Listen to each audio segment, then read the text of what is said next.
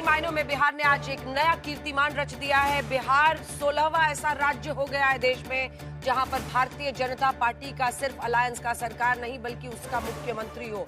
इसी के साथ साथ आजादी के बाद पहली बार भारतीय जनता पार्टी की बिहार में सरकार में मुख्यमंत्री पद उनको मिल गया है। तो सीएम सम्राट चौधरी बन चुके हैं।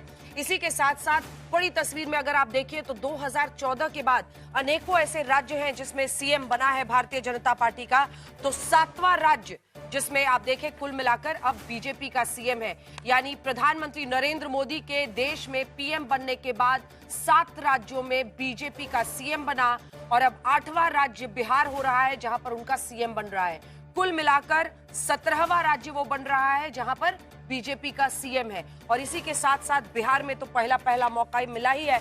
और सम्राट चौधरी कोयरी समाज से आते हैं, इससे पहले उप मुख्यमंत्री थे, लेकिन अब 2 उप मुख्यमंत्री जो बनने वाले हैं वो बनने वाले हैं दूसरी पार्टी से यानी जेडीयू से। तो ये तय है कि विजय कुमार सिन्हा का पत्ता तो कट गया है क्योंकि अब जो डेप्यूटी सीएम बनेंगे वो दूसरी पार्टी यानी जेडीयू से बनेंगे। कुल मिलाकर दंगल में आज आप सभी का बहुत स्वागत है। आज के दिन बिहार में राजनीतिक, सामाजिक और आर्थिक तौर पर एक नए युग की शुरुआत हो रही है। अब की बैसाखी सतवन के दिन सत्ता का नया बिहान हुआ है। 21 साल के सुशासन युग के बाद अब बिहार की सत्ता पर नया सम्राट बैठा है। नाम सम्राट चौधरी, इसीलिए हम लोग सम्राट कह रहे हैं। वैसे लोकतंत्र में कोई सम्राट नहीं होता है, ना राजा होता है, लेकिन नाम सम्राट चौधरी है, इसलिए पाटलिपुत्र के वो सम्राट बन रहे हैं। कल सम्राट चौधरी बिहार के सीएम पद की शपथ लेंगे। अभी तक के हिसाब से सुबह 11 बजे का वक्त भी मुकर्रर इसके लिए कर दिया गया है। आजादी के बाद कांग्रेस का राज हो या क्रांतिकाल की जनता सरकारें, 3 से 4 दशकों से बिहार की सत्ता को दरबारे दिल्ली की हाक से अलग रखने वाले क्षेत्रीय क्षत्रपों का दौर आज खत्म हुआ है। आज बिहार में नया युग शुरू हुआ है। वहां कमल खिला है, कमल पहले भी था, सबसे ज्यादा सीटें उनकी थी, लेकिन सीएम उनका बना है। पुरानी उम्मीदों को नई रोशनी मिली है और बीमारू राज्य के दाग धोकर क्या बिहार आगे बढ़ पाएगा, ऐसे कई सारे सवाल हैं। डबल इंजन, हालांकि नीतीश कुमार भी एनडीए में ही थे, वो सीएम पद को संभाले हुए थे, लेकिन क्या अब बीजेपी का सीएम नए तौर पर रंग, हालांकि जो लोग बिहार की राजनीति को जानते हैं आपको बताएं, मैं भी गई थी इंटरव्यू लेने। सम्राट चौधरी का घर और नीतीश कुमार का घर अगल बगल है, बाउंड्री वॉल समझिए एक है। और ये माना जाता है कि सम्राट चौधरी ही, जब से उनकी तबीयत थोड़ी नासाज चल रही है नीतीश कुमार की, तब से सरकार को चलाने में बड़ी हिस्सेदारी सम्राट चौधरी की ही है। 26 साल तक बिहार के सत्ता शीर्ष पर बने रहे नीतीश कुमार ने आज बतौर मुख्यमंत्री अपनी यात्रा को विराम दिया। नीतीश अब दिल्ली आएंगे, राज्यसभा में बैठेंगे और अब बिहार ने नए दल का नया नेता नेतृत्व चुना है। सम्राट चौधरी बीजेपी विधानमंडल दल के नेता चुने जा चुके हैं और एनडीए की बैठक में मुहर लगने के बाद राज्यपाल के पास सरकार गठन का दावा पेश किया जाएगा और अब से कुछ ही देर मुझे लगता है विधानमंडल की बैठक होगी, जिसके बाद वो जाएंगे राज्यपाल निवास जहां पर वो सरकार बनाने का दावा ठोकेंगे और कल सुबह 11 बजे बताया जा रहा है शपथ ग्रहण समारोह की शुरुआत हो जाएगी। लेकिन इस बीच और प्रधानमंत्री भी, अभी तक की मिली जानकारी के मुताबिक बताया जा रहा है, प्रधानमंत्री नरेंद्र मोदी भी बिहार जाएंगे शपथ ग्रहण समारोह में शामिल होने के लिए। लेकिन इस बीच सम्राट चौधरी के नाम के प्रस्ताव से के समर्थन और मंजूरी तक कुछ नेताओं के बयान आपको जरा सुना देते हैं, फिर दंगल में आगे चर्चा करेंगे। जरा गौर से सुनिएगा क्योंकि बड़ी दिलचस्प बातें हैं। कई जगहों पर आपको थोड़ी सी टीस सुनाई देगी, कहीं पर बहुत भारी उत्साह सुनाई देगा, कहीं पर जोश बड़ा हाई है तो कहीं पर मायूसी चेहरे पर दिख जाती है। सुनिए। जो हमारे नेतृत्व का निर्देश है, उस निर्देश के अनुकूल भारतीय जनता पार्टी के विधानमंडल दल के नेता श्री सम्राट चौधरी का नाम प्रस्तावित है।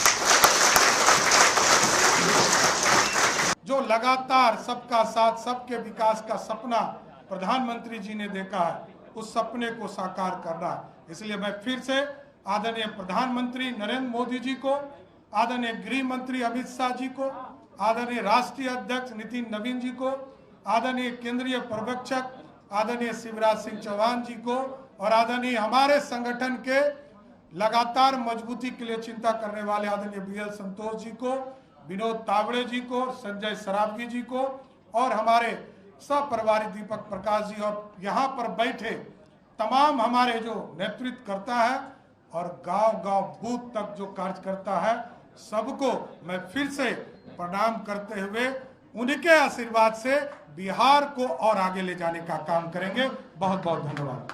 वर्षों बरस तक जमीन पर मेहनत किए, पसीना बहाए, लहू बहाए, बलिदान दिए, आज कमल खिलाने का अवसर आया और मैं भारतीय जनता पार्टी का सिपाही के नाते अपने कमांडर के आदेश के अनुसार गठबंधन की राजनीति को लेके चलने के लिए हमने सम्राट चौधरी जी के नाम का प्रस्ताव किया है। तो अनेकों ऐसे राज्य हैं, हालांकि आप लोगों ने नोटिस किया होगा, अब इनके लिए तो उप मुख्यमंत्री पद गया, क्योंकि अब फॉर्मूला ये है कि एक सीएम अगर बीजेपी का बन रहा है तो 2 डेप्यूटी जेडीयू के बनेंगे। ऐसे में ये तय ही माना जा रहा था कि इनकी जो कुर्सी है उप मुख्यमंत्री पद की वो जाएगी।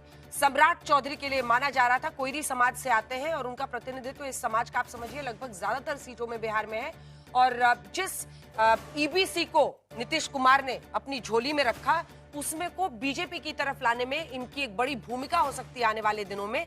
क्योंकि देखिए जातीय समीकरण जो है बिहार में, उसको किस नजर से देखना है, इसको आपको समझने के लिए अब थोड़ा सा इंतजार ज्यादा नहीं करना होगा, क्योंकि जो 2 डेप्यूटी सीएम जेडीयू की तरफ से घोषित किए जाएंगे ना, जिसमें संभावित नाम एक विजय चौधरी का चल रहा है, विजेंद्र यादव का चल रहा है, तो आप समझिए कि कैसे पूरे कास्ट डायनेमिक्स को साधने की कोशिश दिखेगी इस गठबंधन की तरफ से। लेकिन हमारे साथ कई खास मेहमान जुड़ रहे हैं इस चर्चा में। शशि शेखर जी हमारे साथ वरिष्ठ पत्रकार यहाँ स्टूडियो में जुड़ गए हैं। आशुतोष जी हमारे साथ जुड़ गए हैं पॉलिटिकल एनालिस्ट के तौर पर। प्रोफेसर अजय उपाध्याय, प्रवक्ता कांग्रेस पार्टी के, बहुत स्वागत है आपका। प्रीति शेखर जी, प्रीति जी आपको बहुत मुबारक है, क्योंकि पहली बार बिहार में बीजेपी का मुख्यमंत्री बना है, तो एक यूफोरिया आप लोगों में इसको लेकर होगा। राजीव रंजन जी हमारे साथ जेडीयू की तरफ से जुड़ रहे हैं। प्रोफेसर सुबोध मेहता जी आरजेडी का पक्ष रखने के लिए जुड़ रहे हैं। राजीव रंजन जी, संक्षिप्त में मैं आपसे एक बार जान लेना चाहती हूँ, दिल में मायूसी कितनी है, क्योंकि देखिए अभी तक तो नीतीश एरा चल रहा था बिहार में, मुख्यमंत्री का पद देने में मन भारी तो नहीं हो रहा है ना? देखिए, नीतीश कुमार जी के जाने का जो अफसोस है वो पूरे बिहार को है, और उनके साथ लंबे समय से काम करने की वजह से जो भावनात्मक जुड़ाव हम लोगों का है, निसंदेह उनका जाना सबको खलता है। लेकिन एक शानदार विरासत उन्होंने छोड़ी है और योग्य उत्तराधिकारी का चयन हुआ है।